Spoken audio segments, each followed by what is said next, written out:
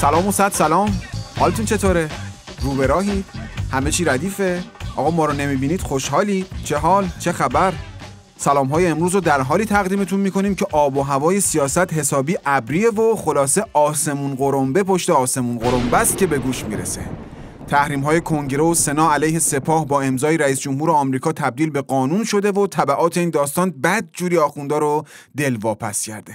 وضعیت منطقه هم که روشنه، سرشاخ شدن‌های پی در پی و کف خیابون‌های ایران هم که بیش از هر زمان دیگه‌ای آبستن حوادث هست و آخوندا خوب میدونند که یه جرقه کافیه که بوم بوم بوم بوم بوم بوم بوم بانگ بانگ بانگ بانگ بوم بوم بوم بوم بانگ بانگ بانگ بانگ.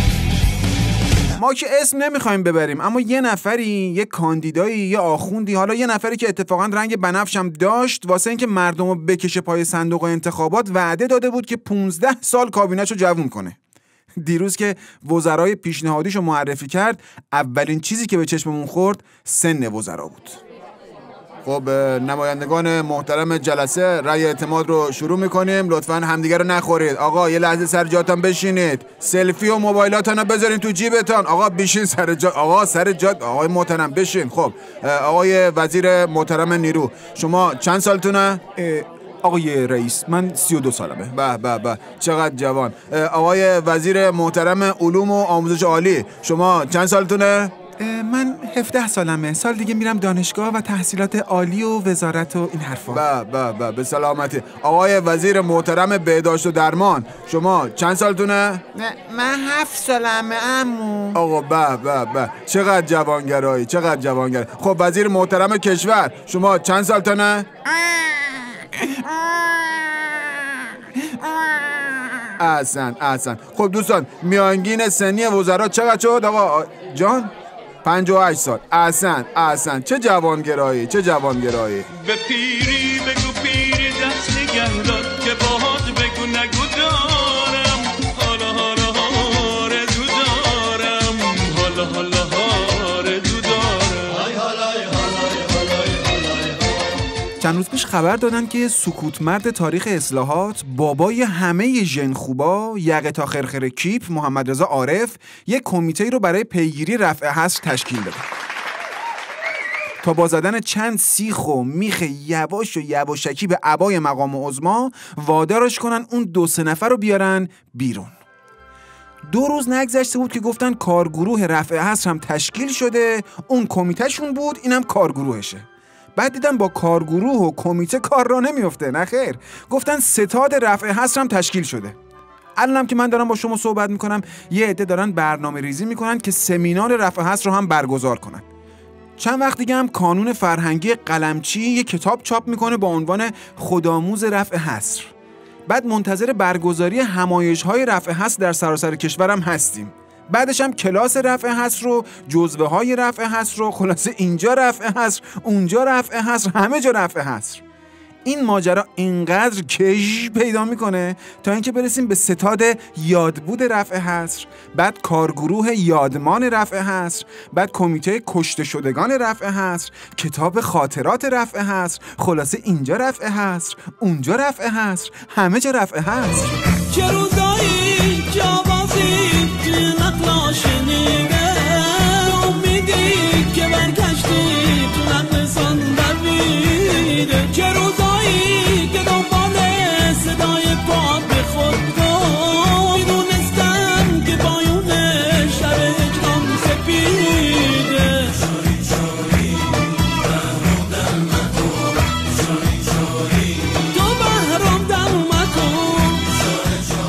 آقایی که شما باشی یکی از دوستان هموطن بعد از شنیدن خبر توزیع مواد مخدر دولتی در یک اقدام خیلی خیلی جالب تماس گرفته با سفارت آخوندا و سوالی رو پرسیده که کل سفارت رو بردن تو انپاس. حالا اینو شما خودتون بدون شرح بشنوید، هرچی من بگم از مزهش کم میکنه. شما خودتون بشنوید. بله. الو سلام. دوست عزیز، من داشتم با شما صحبت میکردم، تلفن قطع شد. بفرمایید. با بخش کنسولی دارم صحبت میکنم، درسته؟ بله بفرمایید. من الان با دوستتون با همکارتون داشتم صحبت میکردم، میگم که نمیدونم تو ایران مثل که قانونی تصویب شده که میخوان مواد مخدر به صورت دولتی پخش کنن، همچین خبری صحت داره؟ خب شما خبرنگاری چی هستین؟ نه خبرنگار نیستم، فقط یه سفر میخوام اوکراین بیام، بعد میخواستم ببینم سهمیه‌مو باید میام از سفارت بگیرم. سهمیه چی رو؟ سهمیه مواد رو دیگه. خودتون رو معرفی کنید. خودتون رو معرفی میکنید. من مصرف کننده هستم. خب اسم فامیلتون رو بگید ببینم اسمتون تو لیست هست. لیست دارین؟ یعنی با لیست مواد میدین؟ تو لیست حتما باید باشه؟ شما اسم فامیلتون رو لطف بکنید اول، خودتون رو معرفی کنید وقتی جای تماس میگیرید. من محمود احمدی نژاد. من بدونم با کی دارم صحبت. من محمود احمدی نژاد. خب الو آقا سهمیه الو شما هستون استاد، من با شما تماس میگیرم. خیلی ممنون. من چون داریم سفر میام حتما لازم داریم دستون در خوبه شما. گوشی و بردار تا صدات یه زندگاه رو من کنه، این نفسای آخره دلم داره جون میکنه، همش دارم بهش میکنم، دست یکی تو دسته دارم میمیرم ای خدا، فکر میکنم حقیقته. پیاز آقا، پیاز، همون فسقلی اشک در بیار بدمزه بدبو از $، اون کاغذ خوشگل با کلاس مامانی گرونتر شده. الان مزنه $، 3800 تومنه، پیازه 5000 تومن. یعنی اگه الان یه گونی پیاز بخری بندازی پشت وانت، ازت عکس میگیرن پخش میکنن تو اینترنت و تلگرام که یک آقازاده 4% در حال تردد با وانت دیده شده. یا اگه فردا رفتین چهارراه استانبول و تو صرافی‌ها دیدین که به جای یورو و $، گونی پیاز گذاشتن پشت ویترین مغازه‌هاشون، اصلا تعجب نکنید. باور کنید خود پیاز هم هیچ وقت فکر نمی‌کرد یه روزی توی مملکتی اینقدر گرون بشه. وگرنه اصلا اینقدر بدمزه و بدبو نمی‌شد که. این مگه همون پیازی نیستش که تا همین 1-2 سال پیش کنار آبگوشت و کله پاچه با مش می‌کوبیدیم تو مغزش، پخش سفره می‌شد و قرچ قرچ می‌خوردیمش. حالا می‌بینید چطوری شاخ شده واسمون. الان اینقدر گرون شده که مشت که هیچی، نازش هم کنی فریادش در میاد که اوه بابا با من درست برخورد کن. یادش بخیر، شما یادتون نیست همین چند وقت پیشا بحث اقتصاد مقاومتی بین آخوندها باز بود، همون اقتصاد که میگه شما مردم کمتر بخورین ما آخوندا بیشتر، اونو دارم میگم. خلاصه آخوند علم الگدا به مردم توصیه میکرد که اشکن پیاز بخورن تا درد تحریمو حس نکنن. اما الان دیگه پیازو میشه مثل سکه اسم گذاری کرد. نیم پیاز بهار آزادی، ربع پیاز بهار آزادی.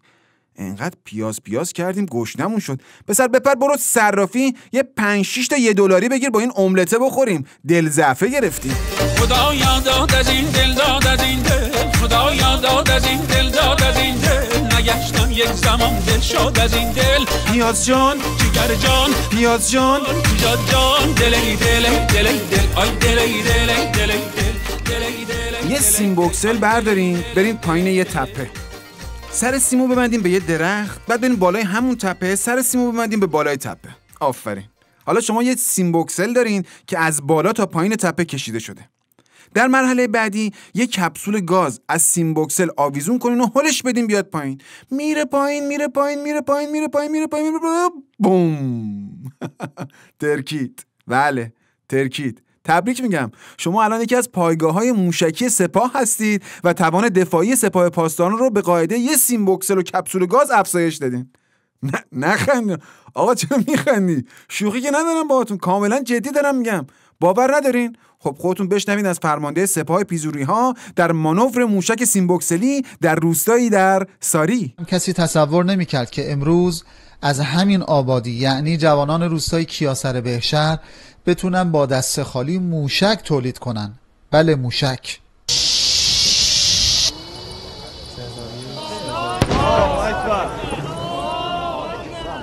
ما موشک‌های با توان بسیار بالاتر از این هم داریم که انشالله در سالهای آینده به نمایش خواهیم گذاشت. تازه این یه نمونه کوچیکشه که بچه‌های روستا ما این کار انجام دادن. شنوندگان عزیز رادیو پیک، همکنون در وسط مانور آزمایشی سپاه در روستای ببقانلو از توابع بسیج تپه هستیم با حضور بسیجیان مبتکر و با رمز عملیاتی یا خمینی یا هیچ کس. مانور آغاز شد. هر کسی یه سلاح ابتکاری با خودش آورده و قراره که امروز قدرت نظامی سپاه رو به رخ جهان استکبار بکشیم. همکنون یک بسیجی از بالای تپه کپسول گاز رو ول کرد و بله یا خمینی یا هیچ کس. از اون طرفم یه دختر خانم 16 ساله‌ای رو میبینم که از زیر زمین خونه‌شون داره میاد بیرون، یه چیزی هم زیر بغلش داره ها، میره بله مثل کلاهکش هم معلوم بله بمب هسته‌ای ساخته. یا خمینی یا هیچ کس. بسیجی دیگه با دمپایی ابری به سمت دشمن فرضی حمله ور شده و چه قدرت دستی داره. آقا نزن داداش، من خبرنگار دشمن فرضی اون طرفه. نزن آقا، نزن خیور مرد، نزن آقا. دادا جون خره تو بیار باقالی رو بار کنیم با هم، تا جایی که خره میره بریم و فرار کنیم با هم. دادا جون خره رو بیار باقالی رو بار کنیم با هم، تا جایی که خره میره بریم و فرار کنیم با هم. بالاخره اون 5 نفری که کاندید شهردار بعدی تهران هستن برنامه‌هاشون رو ارائه دادن تا اعضای شورای شهر طبق برنامه‌های ارائه شده شهردار رو انتخاب کنه.